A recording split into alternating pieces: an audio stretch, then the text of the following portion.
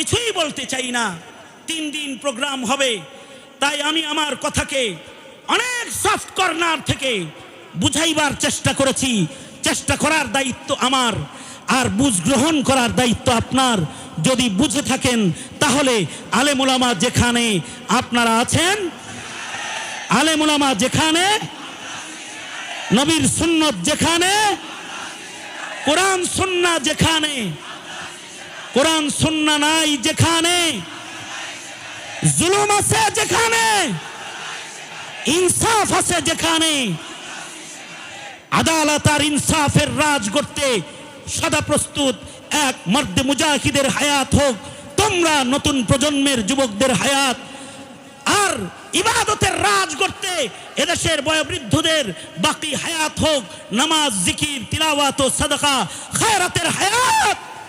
আর এদেশের প্রজন্মের হায়াত হোক সাচ্চা পাক্কা একজন ইমানদারের হায়াত। আল্লাহ কবুল করো, ইনশাআল্লাহ বলেন। রাজি তো ইনশাআল্লাহ? তওবা করিতেছি ইনশাআল্লাহ, তওবা করছি। হাত তোলেন, বলেন ইয়া আল্লাহ তওবা করিতেছি, আর কোনোদিন গুনাহ করব না। ইয়া আল্লাহ আর নামাজ কাজা করব না। ইয়া আল্লাহ কারোর উপরে জুলুম করব না। ইয়া আল্লাহ মিথ্যা বলবো না, গীবাত করব না, চগলখুরি করব না, হারাম খাইব না, হারাম পথে চলবো না, ইনশাআল্লাহ। চিল্লায়া বলেন। এই পৃথিবীতে কিছু মানুষ আছে যারা ভিনদেশি দাদা প্রভুদেরকে খুশি করে, তাদের উপরে ওই দাদারা খুশি থাকে। পৃথিবীর কোথাও জায়গা না পেলেও দাদাদের আঁচলের নিচে তারা জায়গা পায়। কিন্তু এই পৃথিবীতে কিছু মানুষ আছে যাদের উপরে আসমানের মালিক মহান আল্লাহ খুশি। কিছু মানুষ আছে তাদের উপরে সৃষ্টিকর্তা, সৃষ্টি করনেওয়ালা, খালিক, মালিক আল্লাহ তাদের উপরে খুশি। কিছু মানুষ আছে তাদের উপরে কে খুশি? জোরে বলেন। আল্লাহ খুশি কিছু মানুষের উপরে। আল্লাহ যাদের উপরে খুশি তাদের জন্য আল্লাহ তাআলা জান্নাত সাজিয়ে রেখেছেন, জান্নাতে তাদের জায়গা দান করবেন। আর আল্লাহ যাদের উপরে নারাজ তাদের জন্য দোজকের আগুন, নরক জ্বালিয়ে রেখেছেন। এটার ইন্ধন হিসেবে তাদেরকে দোজকের লাকড়ি হিসেবে ঢুকায়া দিবেন। তারাও হবে মানুষ, দুনিয়াতে মানুষ ছিল, কিন্তু এই মানুষগুলো আল্লাহকে নারাজ করেছে, আল্লাহকে বিলকুল নারাজ করেছে। ন্যূনতম আল্লাহ পাকের সন্তুষ্টি তারা তালাশ করে নাই, তাদেরকে দোজকের আগুনে নিক্ষিপ্ত হইতে হবে। আর যারা আল্লাহকে খুশি করেছে, খুশি করেনেওয়ালারা আল্লাহ পাকের জান্নাতে যাবে। খুশিটা 2 প্রকার আছে। কিছু সন্তানের উপরে পিতামাতা বেশি খুশি থাকে, আর কিছু সন্তানের উপরে সন্তান যেহেতু এ কারণে ঘরের থেকে ধাক্কা দিয়ে বাইর করে দিতে পারে না, গণনা করে কিন্তু সন্তুষ্ট না। মুমিনদের ভেতরে কিছু মুমিনকে তাদের ওয়াহদানিয়তের বিশ্বাস আর কালিমা বিশ্বাসের কারণে আল্লাহ তাআলা বান্দা হিসেবে তাদেরকেও গণনা করে, কিন্তু আল্লাহ তাআলা তাদের উপরে খুশি না। ওই অবাধ্য সন্তানের মতন যারা পিতামাতার ঔরসে জন্মেছে, ঘরে বসবাস করে, কিন্তু মা বাবার ফরমা বরদার গোলাম তারা না, সন্তান তারা না, মা বাবার হুকুম মানে না।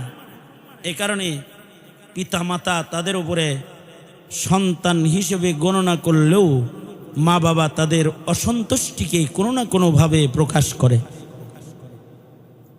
এই পৃথিবীতে কিছু মুমিনও এমন আছে যাদের আল্লাহ তাআলা ইমানের কারণে আল্লাহর বান্দা ও গোলাম হিসেবে তাদের গণনা করে, কারণ তাদের কালিমা আছে, ইমান তো আছে। এ কারণে তাদেরও বান্দা হিসেবে গণে, বাট তাদের উপরে মহান আল্লাহ কিনা খুশি না। বুঝেন নাই? কিনা জোরে বলেন। খুশি না আল্লাহ তাআলা। তাদেরকেও আল্লাহ তাআলা দোজকে দিবেন, তবে ইমান থাকার কারণে তাদের দোজকটা চিরস্থায়ী দোজক না, তাদের দোজকটা হবে দোজকের প্রথম অংশের, যে জাহান্নামের প্রথম অংশ, যেখানে মুমিনে আসি গুনাহগার বান্দাকে আল্লাহ তাআলা তার গুনাহের ময়লা আবর্জনা সাফ করার জন্য তাজকিয়াতান, তাকে পুত পবিত্র করার জন্য আল্লাহ তাআলা একটি সাজা দোজখের ভেতরে বান্দাকে দান করবেন। সেই দোজখে তাদের আল্লাহ তাআলা ফেলবেন মগার ঈমানের কারণে। মা বাপ যেমন সন্তান হওয়ার কারণে ভালোবাসায় পড়ে অপরাধী সন্তানকেও ঘরে তুলে আনে, তাড়ায় দেয়, আবার খুঁজে মুজ্জা লয়ে আহে। কিসের লেগা? মোহাব্বতের কারণে। সন্তান যে, তা আল্লাহ তাআলা তাড়িয়ে দিবেন বটে, দোজখে ফেলবেন তাদের, কিন্তু আল্লাহ তাআলা তাদের ঈমানের কারণে তাদেরকে আল্লাহ তাআলা খুঁজে মুজ্জা আবার জান্নাতে ঢুকাইবেন। তবে বড় জান্নাত দিবেন না, তাদেরকে ছোট জান্নাত দিবেন, ফেরদাউস দিবেন না, আরও নিচের জান্নাত দিবেন। কিন্তু যাকে সর্বনিম্ন জান্নাতটাও দিবেন, আল্লাহর রসুল আমাদেরকে খবর দিয়েছেন আল্লাহ পাকের সেই দানটা কত বড় হবে বান্দার জন্য। আল্লাহর রসুল বলেন সর্বনিম্ন মুমিনের জান্নাত হবে এই পৃথিবীর 10 পৃথিবীর সমান। কিন্তু এইটা পাওয়ার জন্য, আল্লাহ পাকের এই জান্নাতে যাওয়ার জন্য কিছু না থাকলেও তার ঈমান লাগবে। কি লাগবে? জোরে বলেন, জোরে বলেন, কি লাগবে? ঈমান লাগবে। কিন্তু যদি সে তার ঈমানকে ইহুদ নাসারার কাছে বেচে থাকে, তাইলে সে নিচের দিকে চলে যাবে। কারণ দোজখের 7 স্তর, এর প্রথম স্তরে থাকবে গুনাহগার মুমিন, আর 2 নম্বর আর 3 নম্বর স্তরে থাকবে ইহুদ নাসারা। চতুর্থ নম্বর দোজখের 4 নম্বর স্তরে থাকবে সাবেঈ, সূর্য পূজারী, তারকা পূজারী, চন্দ্র পূজারী। আর দোজখের 5ম স্তরে থাকবে মাজুসি, অগ্নি পূজক যারা, তারা যার কুফুর যত জঘন্য তার দোজখ তত কঠিন। যার ভেতরে কুফুর যত বেশি, যার আকিদাতান এবং আমালান তানাজ্জুলি যত বেশি, আকিদাগত এবং আমলিভাবে অধপতন যাদের যত বেশি, তার দোজখ তত বেশি নিকৃষ্ট দোজখ হবে। যেমন মাজুসি অগ্নিপূজকদেরকে আল্লাহ তাআলা দোজখের 5ম স্তরে রাখবেন। 5ম স্তর, 5ম স্তরটা কঠিন, এক জাহান্নাম, সেখানে রাখবেন। কারণ তাদের ঈমানের এবং আমলের নিকৃষ্ট হালাত বড় জঘন্য। ঈমান আমলের নিকৃষ্ট হালাত তাদের আকীদাগত ভ্রষ্টতাও নিম্নমানের, তাদের গুনাহের জঘন্য অবস্থাও বড় নিম্নমানের, যা বলারও উপায় নাই, এত নিম্নমানের। উদাহরণস্বরূপ আমি আপনাদেরকে একটি কথা শুধু মাজুসিদের আকীদাত থেকে শোনাই। সেটা হলো অগ্নি পূজারী যারা, আগুন পূজারী যারা, তারা মা আর সন্তানের মাঝে বিবাহ সম্পর্ক স্থাপনকারী। নাউজুবিল্লাহ, আরো আস্তে করে বলেন নাউজুবিল্লাহ। অগ্নি পূজারীরা মা সন্তানের মাঝখানে বৈবাহিক বন্ধন স্থাপনকারী নিকৃষ্ট কুফরি মতবাদ।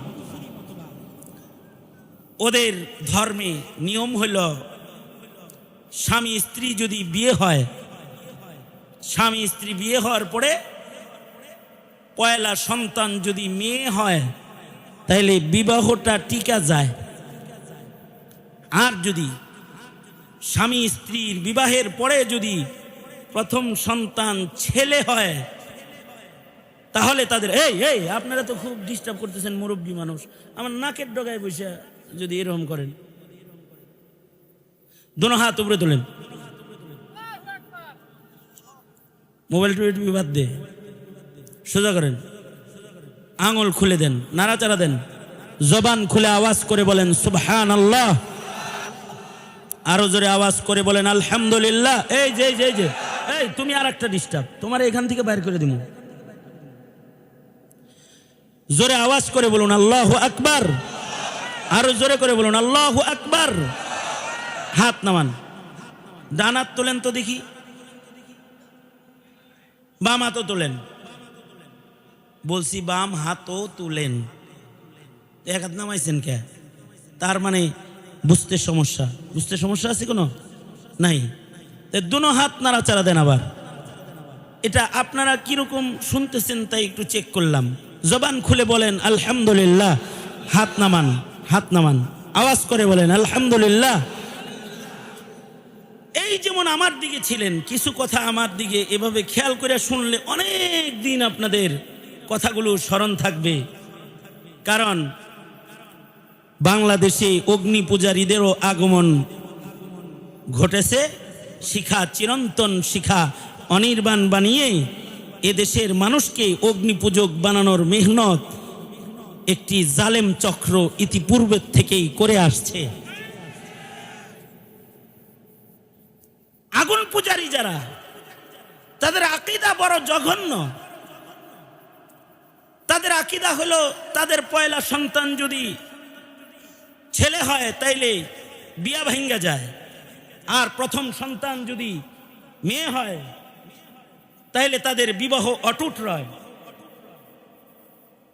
আর প্রথম সন্তান যদি ছেলে হয় তাইলে বিয়াটা ভাঙ্গা যায়। আমি অনেক আগে একবার এই মাহফিলে আসছিলাম, কয়েক বছর হবে। এরপরে মামুন ভাই সহ অনেকেই আমার কাছে গেছে, আমি আসি না। তার কারণ হলো রাস্তার মাঝখানে চতুর্দিকে রাস্তা, পেপু পুপু আওয়াজ, আর এই আলোচনা করা কষ্ট, মনোযোগ থাকে না। আর যাদের মনোযোগ থাকে না তাদের সামনে কথা বলে কোনো লাভ নাই। মনোযোগ ছাড়া মানুষের সামনে কথা বলে লাভ নাই। আর মোবাইল আসার পরে আমাদের ইবাদতের মনোযোগ কবর দিয়ে দিচ্ছে, আমাদের মনোযোগ নাই। ছবি তোলা এটাকে তো আমরা হালাল কাম মনে করি, এটা যে একটা নিকৃষ্ট হারাম কাম এটা আমাদের মাথায় নাই। জরুরত যতটুকুন যে রেকর্ডিং হওয়া দরকার, কি কথা হয়, যদি আবার মামলা হয় তাহলে এটারে মানে কি ওয়াজ হইছে, এখানে কি উস্কানি হইছে নাকি কিছু ভালো কথা হইছে, রেকর্ডিং দরকার আছে। কিন্তু তাই বলে ওয়াজ মাহফিলটাকে কোনো অন্য কোনো জায়গা বানানোর কোনো সুযোগ নাই। যারা আয়োজনে থাকে তারা মনে করে যে আমরা তো আয়োজনই করছি, আমাদের ওয়াজ শোনার দরকার নাই। এইটাও ঠিক না। যারা আয়োজন করে তাদেরও ওয়াজ শোনা উচিত। জিকিরের হালতে থাকবে, ডিউটি করবে যারা, আর বাকি যারা থাকবে তারাও বসে যাবে ওয়াজ শোনার জন্য। তাহলে ওয়াজ তো তাদেরও দরকার আছে, নাকি বলেন? নাসিহাত তাদের দরকার নেই? আছে। সব মিলে একটা সুন্দর পরিবেশ হইলে কিছু সময় কথা বললে কথাগুলো স্মরণ থাকবে বেশি।